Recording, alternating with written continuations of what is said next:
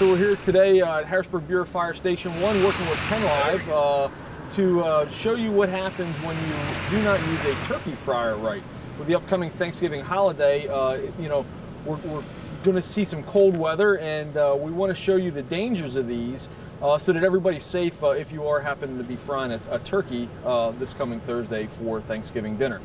One of the things, and I think the biggest thing that we have to emphasize is these devices are not made to be used inside. So whether it's your garage, that's still inside your house, or inside your house in the basement or something like that, you cannot use these inside your house.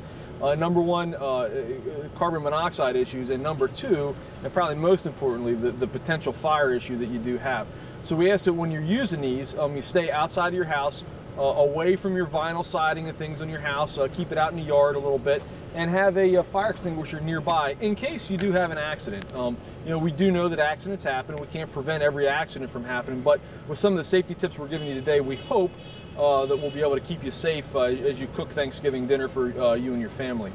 The other thing, we're going to see this here in a little bit, as the firefighters put a frozen turkey in.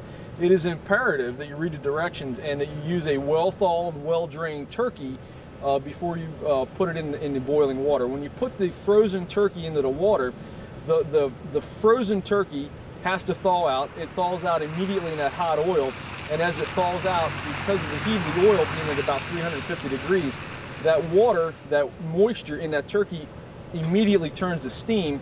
If you look at a gallon of water, if we convert that all to steam at one time, it's 1,700 gallons of steam given off by that 1 gallon of water. Now, some of it's lost, science and all that stuff, but it's about 1,700 times the volume. So when we look at that, it's going to put a huge plume up into the air. So that's why we want to make sure that turkey's dry and well drained and thawed.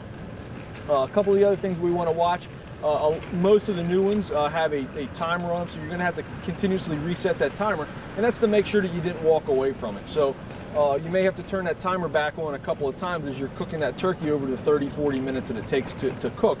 But you know, that encourages you to stay by the fryer as you're frying, as opposed to going in, maybe laying down on a couch or talking with family and things like that, and outside this thing's boiling over, and you have a significant fire burning outside. You know, if you've had one of these in your home for a while, you want to make sure that the propane lines and everything are in good shape, that they're not dry rotted, because we obviously don't want a propane leak.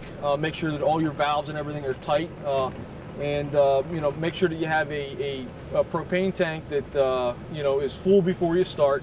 We don't want to have to come back and try and restart it later, because that affects the oil and how that all reacts as it's heated up. So you want to make sure that you have that stuff all ready to go, and you want to do that prior to Thursday, because getting propane and things like that on Thursday is probably going to be a little difficult. So you want to look at that maybe tonight or tomorrow, so that you have all your stuff in place. Again, those hoses are an important thing to look at. We see a lot of grill fires throughout the year where the hoses either have spiders in them, or they're dry rotted and they flake apart, and then you have a propane leak, and obviously firing propane, now we have a bigger issue to deal with again. So I think with these couple of safety tips, making sure that turkey is thawed out and dry before you put it in, make sure you're using oven mitts and the devices that are given to dunk that turkey in when you put it in. I think that you have a great Thanksgiving and a well-cooked turkey.